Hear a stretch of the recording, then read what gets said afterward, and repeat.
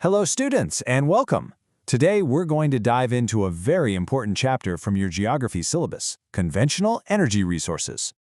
So let's start with a simple question, shall we? What exactly is energy? And why is it so essential for our daily lives and for our country's development? Just think about it. The light in your room, the bus you take to school, the big factories that make all the products we use. Every single one of those things requires energy to work.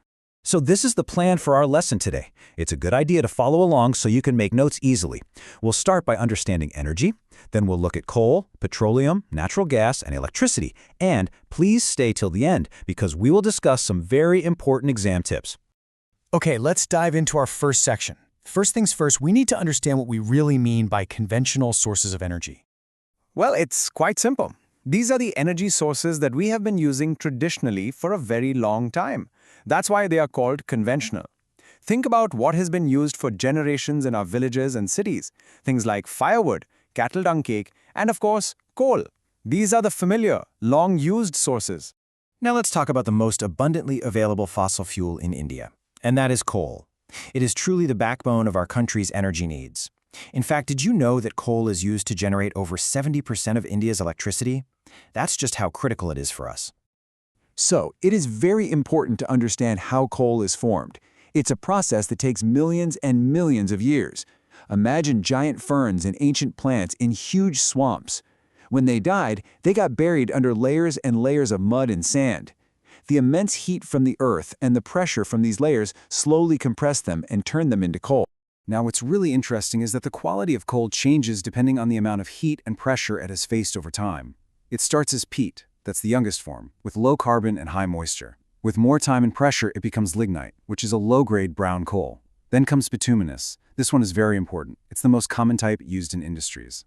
And finally, after the most heat and pressure, we get the best quality, anthracite, which has the highest carbon content. Students, please remember this keyword for your exam, Gondwana coal. Most of India's high-quality coal comes from these very ancient rock formations, which are over 200 million years old. The tertiary deposits are much younger, and they generally contain a lower grade of coal. Okay, let us look at the map. The major Gondwana coalfields are located in the Damodar Valley, which is in West Bengal and Jharkhand. Some key areas you must remember are Jharia, Raniganj, and Bokaro. We also find important coal deposits in the Godavari, Mahanadi, and Son valleys. And the tertiary coals? They are found mainly in the northeastern states. So here's a crucial point. Coal is very bulky and heavy, and it loses weight when it's used because it turns to ash. Now, transporting something so heavy is very expensive. So to save on these transport costs, it makes a lot of economic sense to just set up the industries and power plants right next to the coal mines.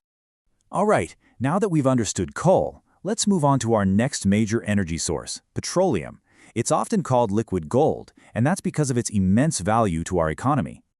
You see, petroleum is absolutely vital to our modern life. It's not just the petrol and diesel we use in our cars and buses.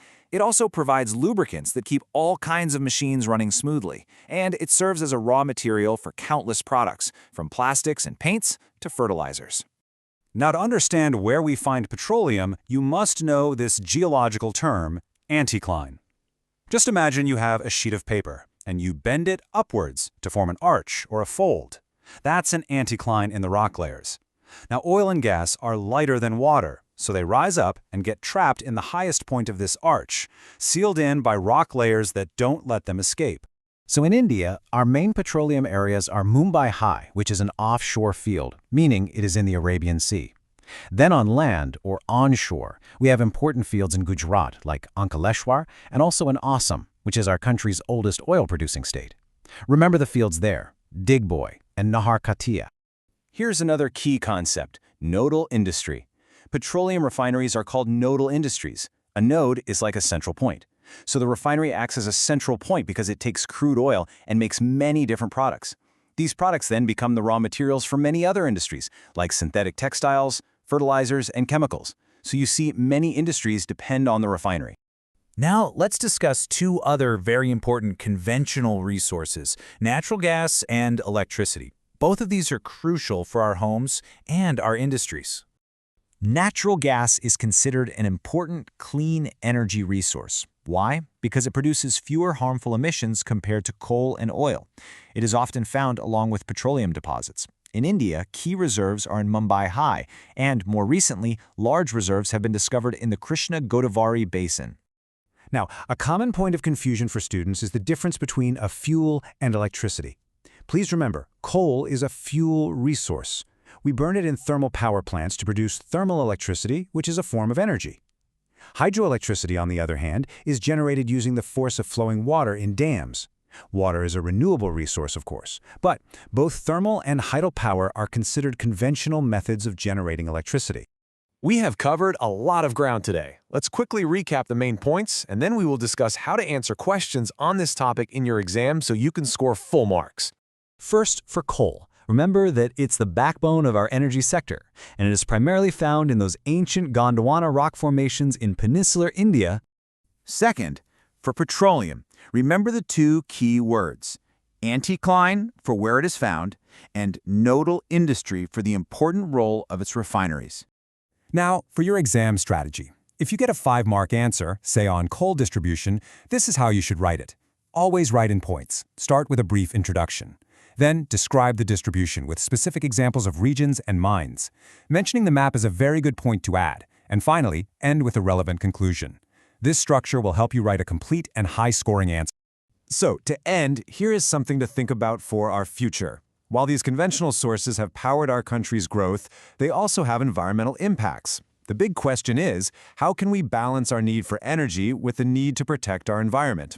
I hope this explainer has helped you understand these resources better. All the very best for your studies.